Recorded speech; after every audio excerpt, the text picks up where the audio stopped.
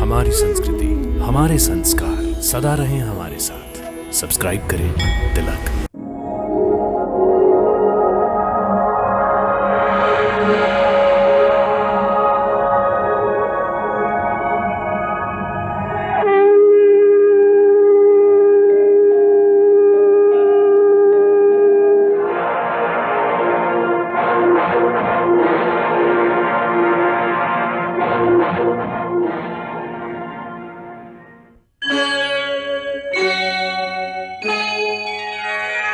कृष्णा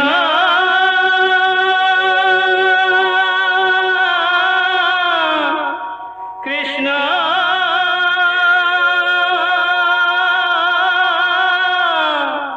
हरे कृष्णा हरे हरे।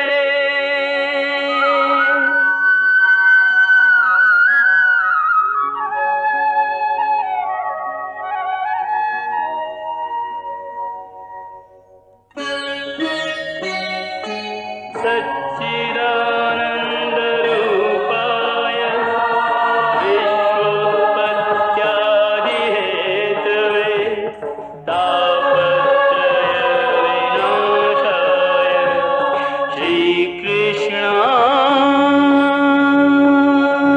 वयं नमः।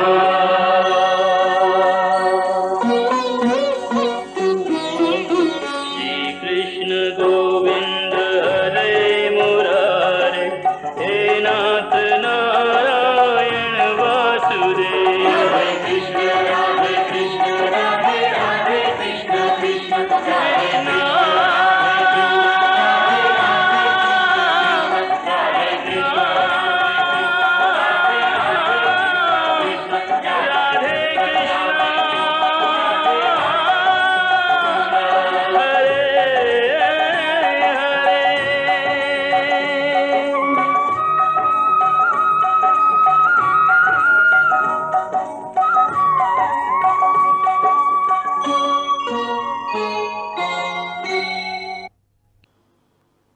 जय श्री कृष्ण। महाभारत का महायुद्ध अंततः समाप्त हो गया है। मानव जाति जब जब लोभ, दंभ और अहंकार के मद में बहकती है, तब तब मानव अपने अपने अहंकार और दंभ के प्रदर्शन के लिए आपस में एक महायुद्ध करते हैं। और हर महायुद्ध का अंत यही होता है, महाविनाश। वीरता का महाविनाश, संस्कृति का महाविनाश, ज्ञान और विज्ञान की उन्नति का महाविनाश। और सबसे बड़ी विडंबना तो यह है कि लड़ने वाले दोनों पक्ष दावा करते हैं कि वो मानव संस्कृति और मानव धर्म की रक्षा के लिए युद्ध कर रहे हैं, परंतु इस महाविनाश में न वे स्वयं बच पाते हैं, न ही संस्कृति, धर्म, ज्ञान और विज्ञान को बचा पाते हैं। सब कुछ समाप्त हो जाता है। यही हाल महाभारत के इस महायुद्ध में हुआ है। इस युद्ध के आरंभ में अर्जुन ने भगवान कृष्ण से जो बात कही थी, हे मधुसूदन, यदि वो मुझे मारना चाहते हैं तो मार दे, मुझे इसकी कोई चिंता नहीं, परंतु मैं अपनों को ही मारकर पाप कैसे कर सकता हूं? यदि वो लोग लोभ से भ्रष्ट चित्त होकर अपने ही कुल के नाश से होने वाले दोषों और पापों को नहीं देख सकते तो क्या हुआ? परंतु हम तो इस युद्ध के फल स्वरूप होने वाले विनाश और विनाश से उत्पन्न दोषों को देख सकते हैं, उस पर विचार कर सकते हैं। हे केशव, तुम तो जानते हो कि कुल धर्म नाश होने से सनातन कुल धर्म का नाश हो जाता है, और धर्म के नाश हो जाने से संपूर्ण कुल में पाप उसी प्रकार फैल जाता है जैसे कोई प्राणघातक रोग मनुष्य के शरीर में फैल जाता है। और उस फैले हुए पाप के कारण उस कुल की स्त्रियां दूषित हो जाती हैं, और स्त्रियों के दूषित हो जाने से वर्ण संकर संतानें उत्पन्न होती हैं, और वर्ण संकर के पाप के कारण सारा कुल का कुल नरक का अधिकारी बन जाता है। इतना ही नहीं, उनके पितरों को भी अधोगति प्राप्त होती है। ये सब जानते हुए भी मैं युद्ध करूं? ये कैसे हो सकता है? मैं कुलघाती होने का पाप स्वयं अपने हाथों अपने माथे पर कैसे लिखूं?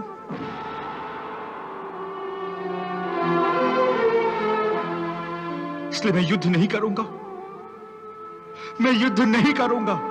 जैसा अर्जुन ने कहा था, युद्ध के अंत में मानव समाज का ठीक वही हाल हुआ। कैसे कैसे महायोद्धा थे, कैसे कैसे महावीर थे।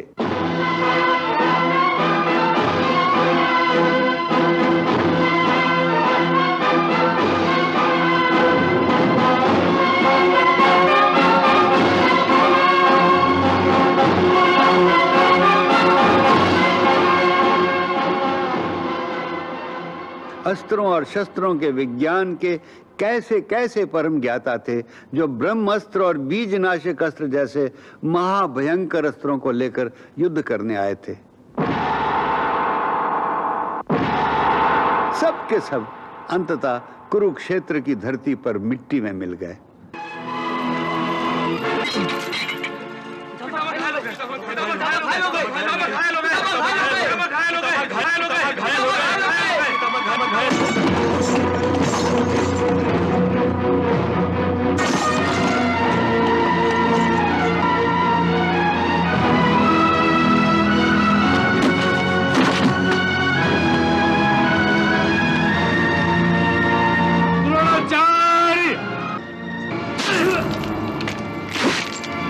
और अपने साथ ज्ञान, विज्ञान, वीरता और मानव संस्कृति की बलि चढ़ा गए। उन लोगों में कैसी कैसी महान आत्माएं थी, जिनके जोड़ के मानव फिर इस युग में कभी पैदा नहीं होंगे। भीष्म पितामह, जिसके पराक्रम को देवता तक सहन नहीं कर सकते थे।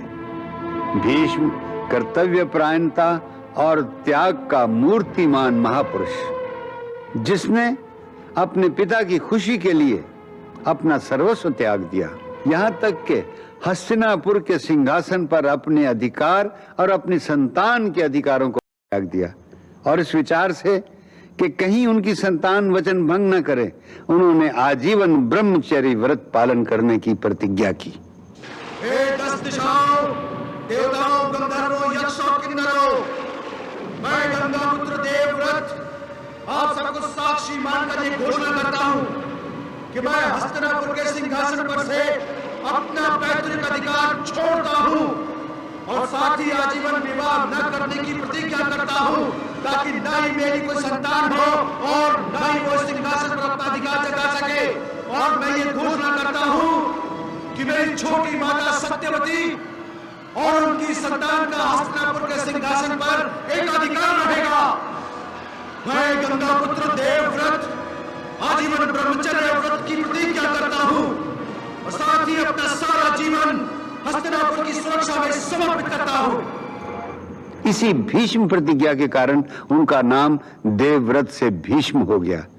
और उसी प्रतिज्ञा के कारण न चाहते हुए भी दुर्योधन की ओर से युद्ध करने के लिए वो विवश हुए।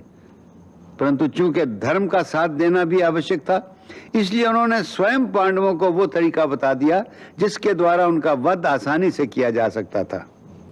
इस धरती को निष्पांडव बनाने की मेरी प्रतिज्ञा के अनुसार युद्ध भूमि पर मैं कल अवश्य हथियार उठाऊंगा, परंतु मैं किसी स्त्री के आगे हथियार नहीं उठाता। स्त्री को अपने शस्त्र के लक्ष्य पर देखकर हथियार नीचे कर लेता हूं। और यही वो समय है अर्जुन, जब तुम अपने प्रहार से, अपने बाणों से मेरा सीना छलनी कर सकते हो।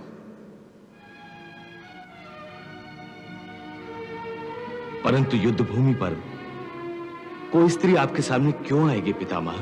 रोज ही आती है, पर तुम उसे पुरुष मानते हो और शिखंडी के नाम से जानते हो, और मैं उसे स्त्री कहता हूं और शिखंडिनी के नाम से जानता हूं।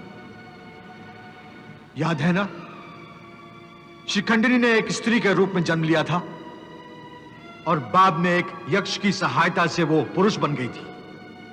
बस अर्जुन, तुम शिखंडिनी को अपनी ढाल बना लो, मैं अपने हथियार पीछे कर लूंगा। बस उसके बाद तुम मेरा वध कर देना। उधर कर्ण जैसा महावीर, महादानी और महात्मा पुरुष, जिसने अपने मित्र दुर्योधन के प्रति भी अपना कर्तव्य निभाया और उसकी इच्छा के अनुसार युद्ध किया,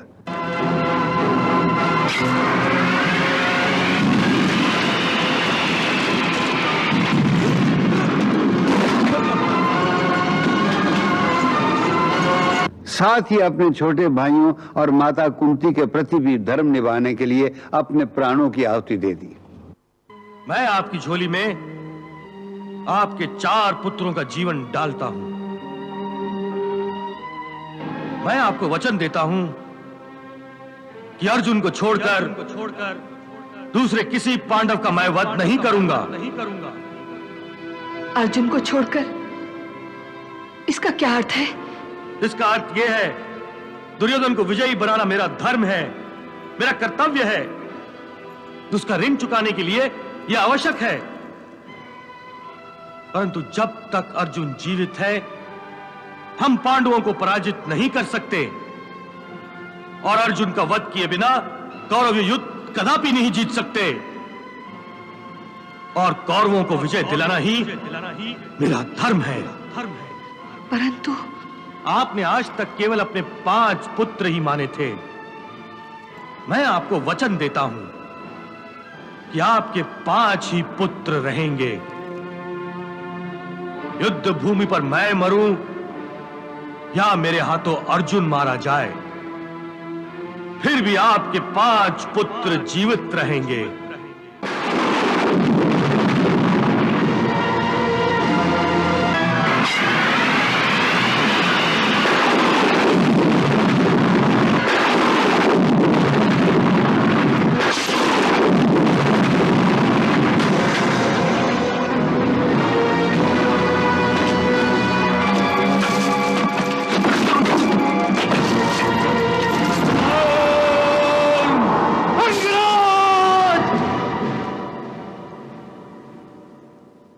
ये कह सकते हैं कि इस भयंकर तबाही के बीच भीष्म, कर्ण और द्रोण जैसे महामानवों ने धर्म की रक्षा की। किसी हद तक वो धर्म को बचा पाए, परंतु धर्म के तराजू में यदि तोला जाए तो वो भी पूरी तरह धर्म पालन में सफल नहीं हुए। उनकी धर्म रक्षा के दामन पर भी अधर्म के कुछ छींटे अवश्य दिखाई देते हैं, जैसे कर्ण का अभिमन्यु के वध के लिए 6 महारथियों का साथ देना। यह कर्म उसकी वीरता को दाग लगाता है। अभिमन्यु!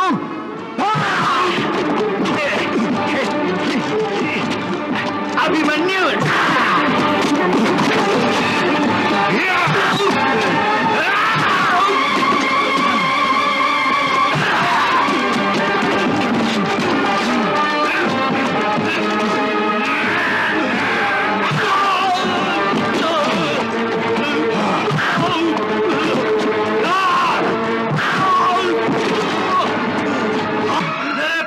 लक्ष्मण की हत्या की थी तूने। ये ले,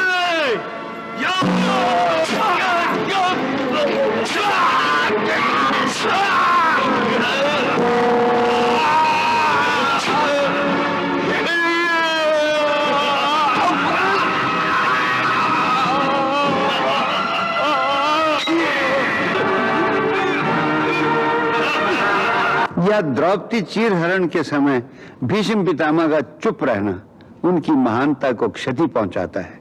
पितामह, आप बोलिए।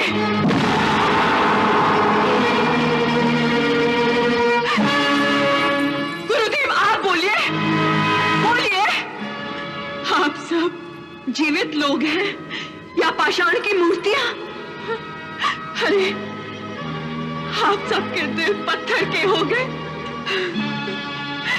मैं पूछती हूँ, इस भरी सभा में गुरु, धर्म गुरु, ज्येष्ठ, कुल ज्येष्ठ, क्या इनमें से किसी एक के शरीर में भी जीवित आत्मा नहीं है जो इस अमानवीय अत्याचार के विरुद्ध 2 शब्द ही बोल दे?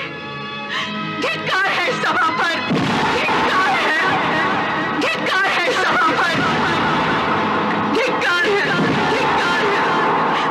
इस युद्ध में जिन्होंने भाग लिया उन 18 अक्षौहिणी सेनानियों में से अब केवल 10 महारथी बचे थे। कौरवों के 3 योद्धा अश्वत्थामा, कृतवर्मा और कृपाचार्य तथा पांडव पक्ष में 5 भाई।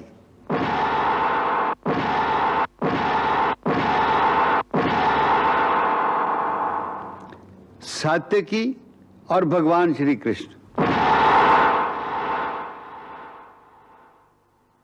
इनके अतिरिक्त जो युद्ध ना करता हुआ भी सारे युद्ध में कुरुक्षेत्र में रहा, वो था संजय, जिसे महर्षि व्यास ने दिव्य दृष्टि का वरदान इसलिए दिया था कि वो सारे युद्ध का आंखों देखा हाल अंधे धृतराष्ट्र को सुनाता रहे।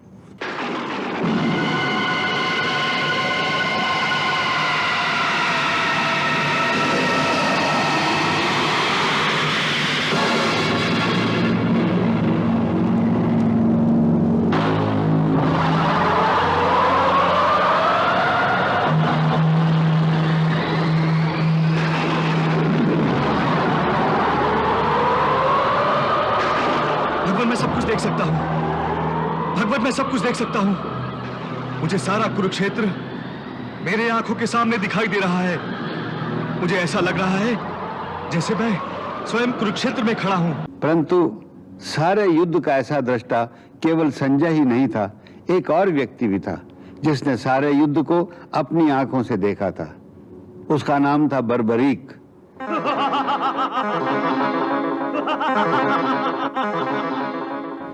पिछले एपिसोड के अंत में जिस कटे हुए सर को हमने हंसते हुए देखा था, वो उसी बर्बरीक का कटा हुआ सिर था। बर्बरीक वास्तव में भीम के पुत्र महाबली घटोत्कच का पुत्र था। महाभारत में जितने महान चरित्र हैं, जितने महान योद्धा या महापुरुष हैं, बर्बरीक की महानता उनमें से किसी से भी कम नहीं है। वो धर्म और अध्यात्म का पूर्ण ज्ञाता था।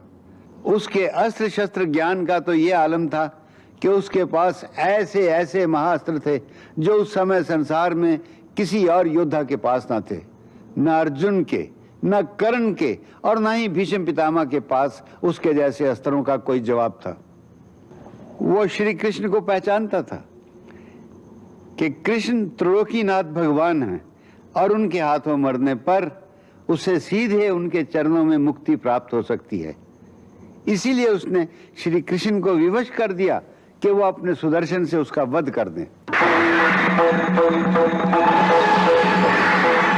जय श्री कृष्ण।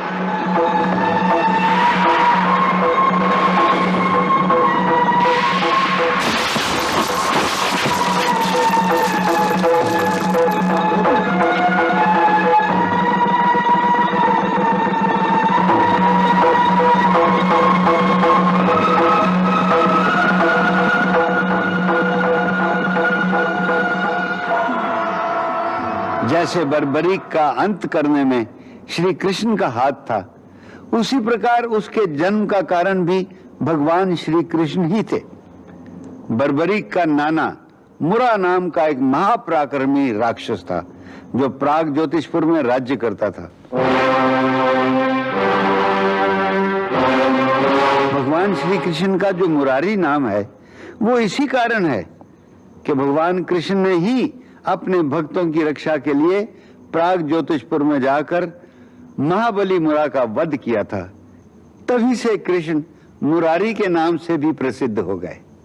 एक बार मुरा ने देवताओं पर आक्रमण कर दिया।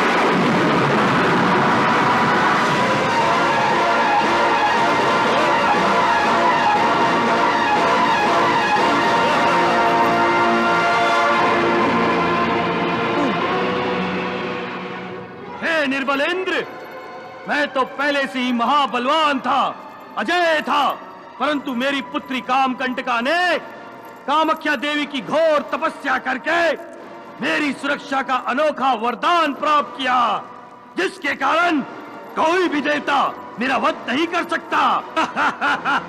तुम्हारा वज्र तो क्या, स्वयं यमराज का अस्त्र भी मुझे नहीं मार सकता।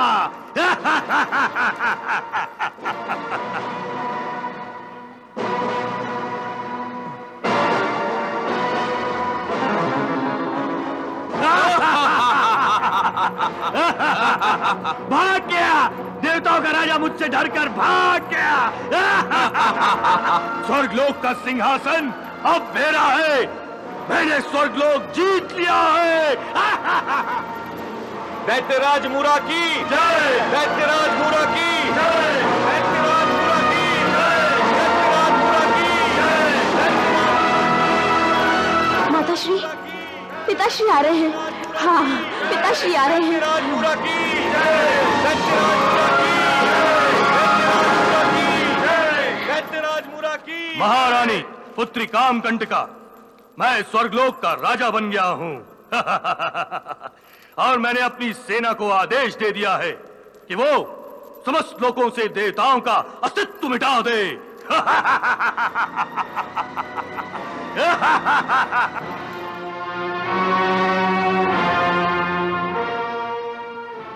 प्रभु हमारी रक्षा कीजिए, हमारी रक्षा कीजिए प्रभु, प्रभु हमारी रक्षा कीजिए, हमारी रक्षा कीजिए प्रभु, प्रभु हमारी रक्षा कीजिए, हमारी रक्षा कीजिए प्रभु, प्रभु हमारी रक्षा कीजिए।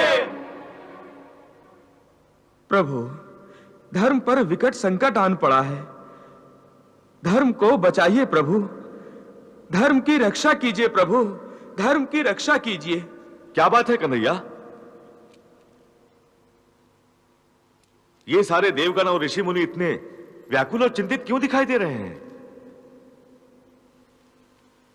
दाऊ भैया, ये सब दैत्यराज मुरा के अत्याचारों से पीड़ित हैं। वो प्राग ज्योतिषपुर का राजा? हाँ, वही। हाँ बलराम भैया, उसने स्वर्ग लोक को जीतकर हम सब देवताओं को स्वर्ग विहीन कर दिया है, और हम सब देवता अपने अपने प्राण बचाकर भागे हैं। उस अधर्मी ने मंदिरों और यज्ञों को ध्वस्त करके प्रभु का नाम स्मरण करने पर प्रतिबंध लगा दिया है प्रभु। उस पाखंडी की इतनी हिम्मत! बलराम भैया, यदि उस अत्याचारी का तुरंत दमन नहीं किया गया तो समस्त लोकों में अधर्म और अधर्मियों का साम्राज्य फैल जाएगा, और फिर प्रभु का नाम लेने वाला भी कोई बाकी नहीं रहेगा। ऐसा कदापि नहीं हो सकता, कदापि नहीं हो सकता। परंतु देवेंद्र, मेरी समझ में यह नहीं आता कि आपके होते हुए वो दैत्यराज मुरा विजयी कैसे हो गया, आपको उसने पराजित कैसे किया? बलराम भैया, दैत्यराज मुरा की कन्या कामकंटका देवी कामाख्या की परम भक्त है। कामकंटका ने देवी कामाख्या से अपने पिता मुरा की सुरक्षा के लिए वरदान प्राप्त कर लिया है। ओ, तो देवी कामाख्या की इसी आशीर्वाद के कवच में छुपकर वो कायर इतना इतरा रहा है। कन्हैया, इस धर्म विरोधी का हमें कोई न कोई प्रबंध जल्द ही करना होगा। भगवान, अब आप दोनों को ही मूरा के प्रकोप से हम सबको मुक्ति दिलानी होगी। हाँ भगवान, अब केवल आप और बलराम भैया ही मूरा के अत्याचारों से समस्त लोगों की रक्षा कर सकते हैं। अब केवल आप दोनों ही देवी कामाख्या के आशीर्वाद का कवच मूरा से छीन सकते हैं।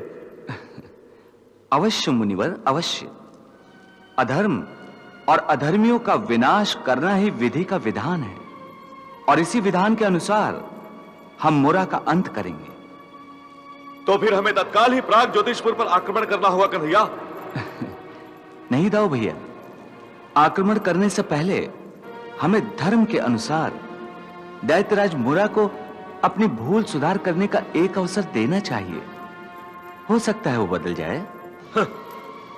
ऐसे अधर्मी और अत्याचारी कभी नहीं बदलते कन्हैया, बल्कि यदि उसे अवसर दिया भी गया तो अवश्य ही वो इस अवसर का भी दुरुपयोग करके उन पर अत्याचार और बढ़ाएगा, अधर्म और बढ़ाएगा। प्रभु, दाऊ भैया उचित कह रहे हैं। मैं जानता हूं देवेंद्र, फिर भी धर्म के अनुसार प्राग ज्योतिषपुर में एक दूत भेजकर मैं अपना कर्तव्य पूरा करना चाहता हूं। यदि फिर भी दैत्यराज मुरा हमारी शरण में नहीं आया तो उसे हमसे युद्ध करना होगा।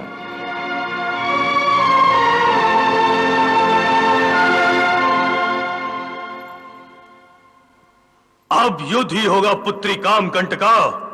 मैंने ग्वाले कृष्ण की चुनौती स्वीकार कर ली है। कृष्ण दूत द्वारा अपनी शरण में आने का संदेश भेजा था, परंतु मैंने उल्टा उत्तर दे दिया, यदि शरण में ही आना है तो वो स्वयं मेरी शरण में आ जाए। परंतु द्वारकाधीश आपकी शरण में नहीं आएंगे पिताश्री। नहीं आएंगे तो पछताएंगे। मैं संपूर्ण द्वारका नगरी को शमशान भूमि में बदलकर कृष्ण और उसके भ्राता बलराम की चिताएं वहीं जला दूंगा।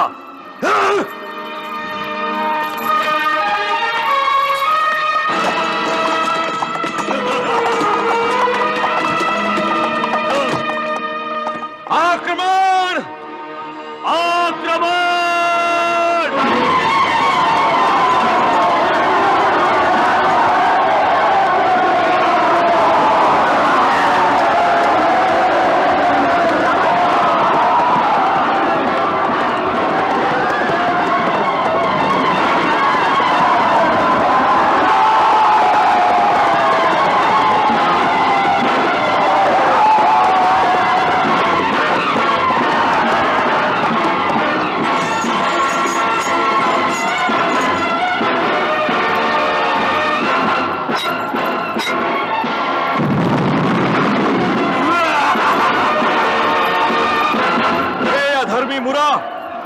अधर्म का साम्राज्य स्थापित करने में तुम सफल तो हो गए हो, परंतु आज तुम्हारे साथ साथ मैं तुम्हारे अधर्म के साम्राज्य को भी नष्ट कर दूंगा।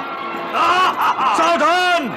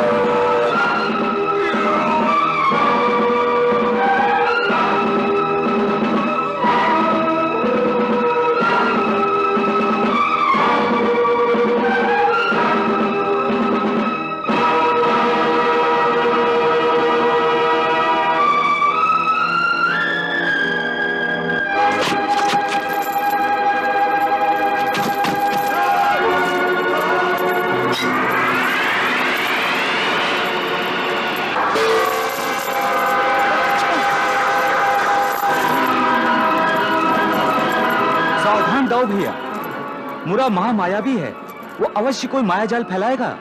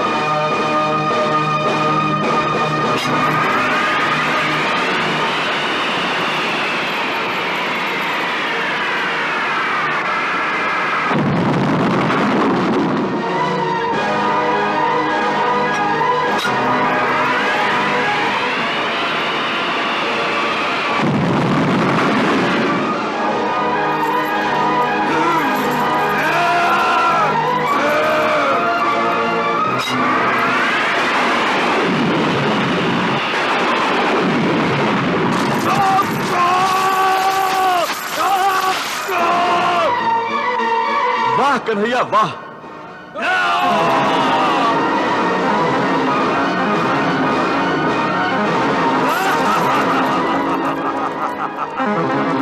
हे गोले कृष्ण, मुझे कोई नहीं मार सकता, मुझे कोई नहीं मार सकता, कदापि नहीं मार सकता।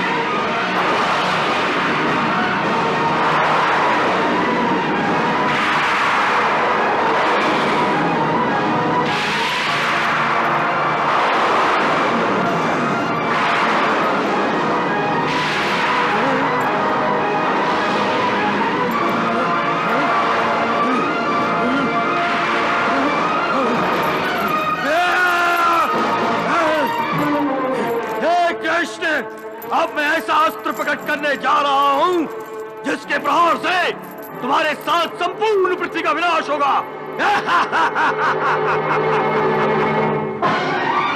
मैं तुम सबका वध कर सकता हूं, परंतु तुम मेरा वध नहीं कर सकते, कदापि नहीं कर सकते।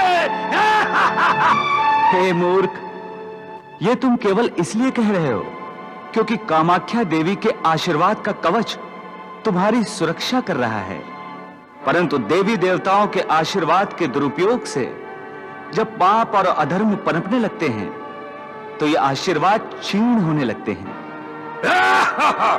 जब किसी के पाप का घड़ा भर जाता है तब किसी के भी आशीर्वाद का कवच उसकी सुरक्षा नहीं कर सकता। हे पापी, तेरे पाप का घड़ा भर चुका है। अपने घमंड से उठे हुए सर को जरा और उठाकर यमलोक की ओर देख।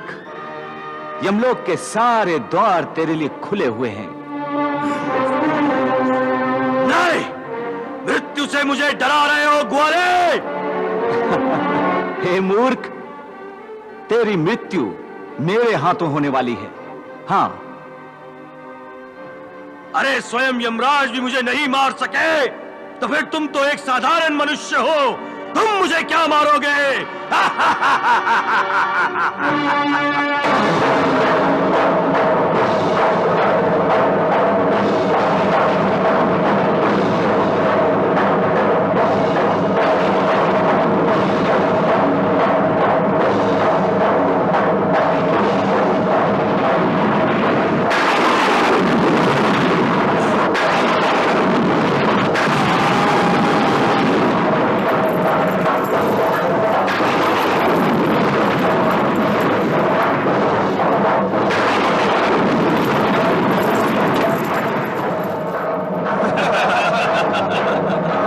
कन्हैया वाह। कन्हैया, इस महामायावी दैत्य का वध करके तुमने त्रिलोक को उसके भय से मुक्त कर दिया है। कन्हैया, तुम्हारी जय हो। कन्हैया, द्वारकाधीश की जय, द्वारकाधीश की जय, द्वारकाधीश की जय, द्वारकाधीश की जय।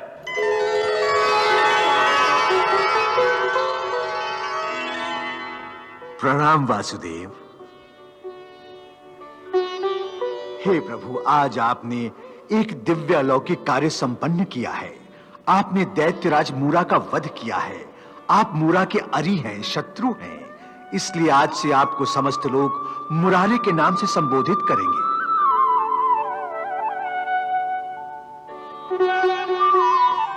कृष्ण गोविंद हरे मुरारे, हे नाथ नारायण वासुदेव।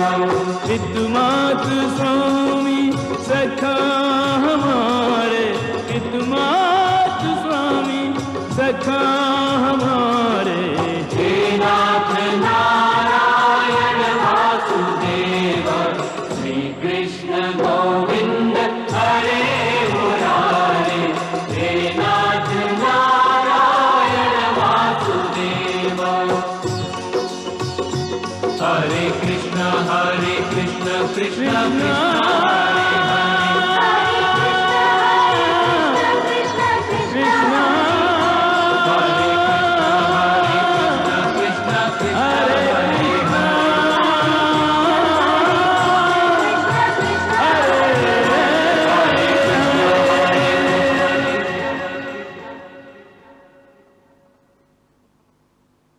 क्या पिताश्री का वध हो गया?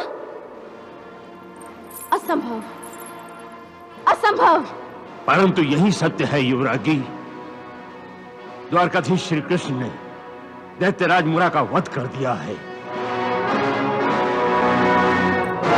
पिताश्री, मैं आपके वध का प्रतिशोध लूंगी। मैं कृष्ण का वध करके आपको श्रद्धांजलि अर्पण करूंगी। कन्हैया, अब हमें प्राग ज्योतिषपुर नगरी में प्रवेश करना चाहिए। अवश्य दाऊ भैया, अवश्य। चलो सारथी। हे वीरों, महावीरों, अब हम प्राग ज्योतिषपुर में प्रवेश करेंगे। आओ। ठहरो, यह युद्ध अभी समाप्त नहीं हुआ।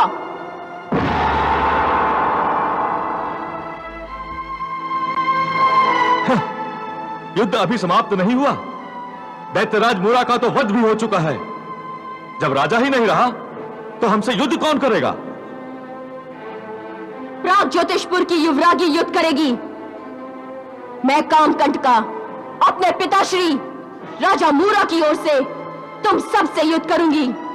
एक स्त्री हमसे युद्ध करेगी? हाँ, मैं तुम सबको युद्ध के लिए ललकारती हूँ। मैं अपने पिता दैत्यराज मुरा के वध का प्रतिशोध लेने आई हूँ। हे युवरागी, क्या तुम्हें मृत्यु की इतनी चाहत है कि एक स्त्री होते हुए भी तुम हमसे युद्ध करने आई हो, वो भी अकेली? क्या तुमने हमारी ये विशाल सेना नहीं देखी जिसमें लाखों योद्धा हैं? ये सब मेरे लिए निर्जीव पुतलों की भांति हैं।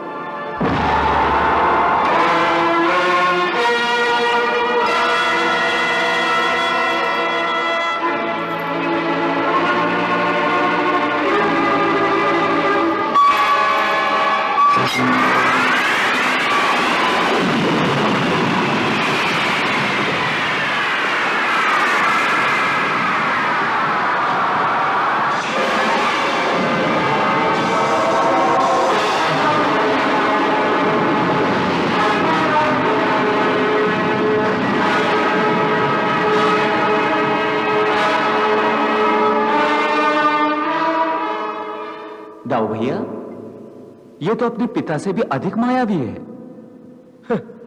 कन्हैया, इस बेचारी को पता भी नहीं होगा कि इसकी सारी माया हमारे सामने शून्य और क्षीण होकर रह जाएगी। सावधान युवरागी, सावधान।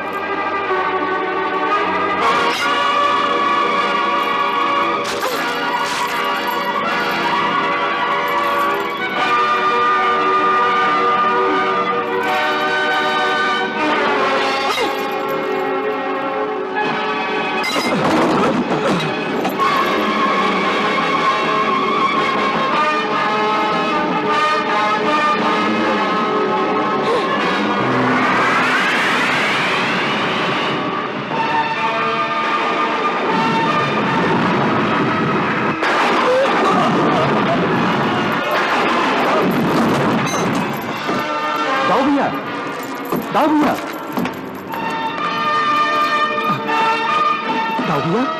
दाऊ भैया, होश में आइए दाऊ भैया, होश में आइए। अच्छा, तो तुम ही कृष्ण हो जिसने मेरे पिताश्री का वध किया है। फिर अपनी मृत्यु का स्वागत करने के लिए तैयार हो जाओ।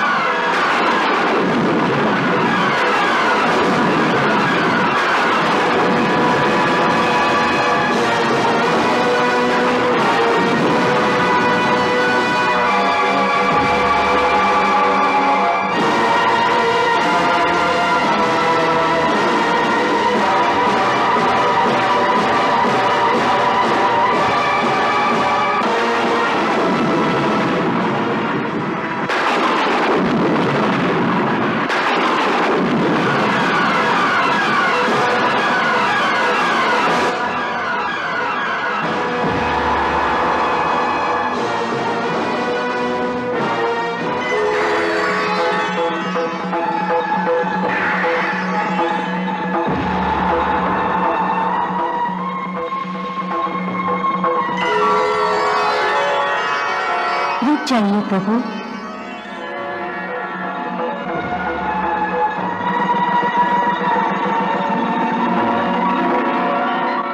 प्रणाम प्रभु। कृपया आप कामकंटका का वध मत कीजिए।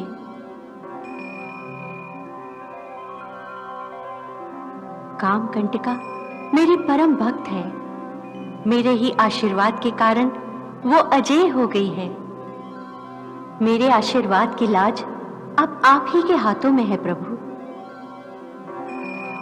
वो तो अज्ञानी है प्रभु, आपकी वास्तविकता नहीं पहचानती, इसीलिए अनजाने में भूल कर रही है। मैं उसे समझाती हूं।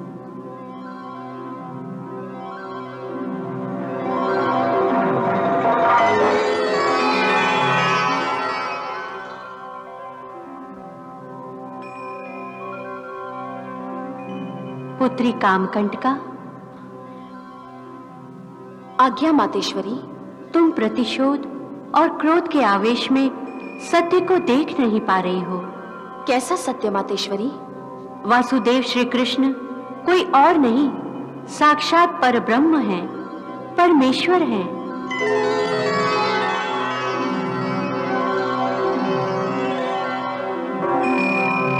नहीं, ये कैसे संभव है? यही सत्य है कामकंटका। संसार में ऐसा कोई महावीर ना तो हुआ है और ना कोई होगा जो भगवान श्री कृष्ण से युद्ध में उनकी इच्छा के विरुद्ध जीत सके।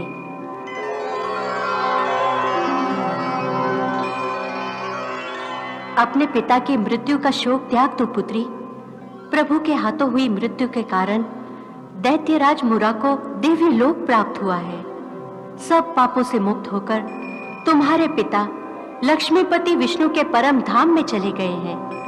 प्रभु को पहचानो कामकंटका, प्रभु को पहचानो। प्रभु ने श्री कृष्ण के रूप में मानव अवतार लिया है। इन्हें पहचानो, इनके दर्शन का लाभ उठाओ।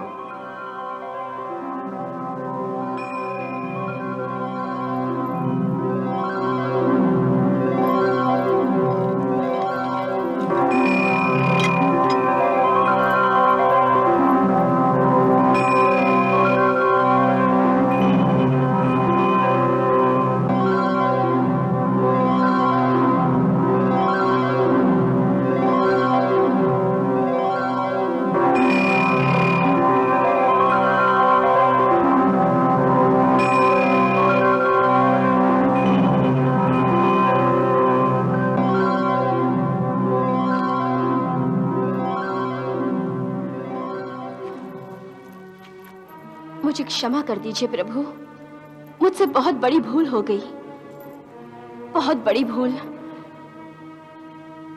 अनजाने में मैं स्वयं प्रभु से युद्ध करने का पाप करने जा रही थी।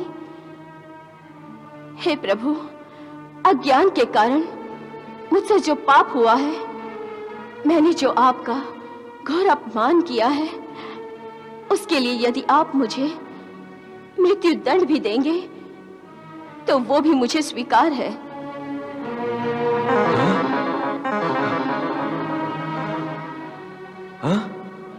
हे कामकंटका, तुम दंड के नहीं वरदान के योग्य हो।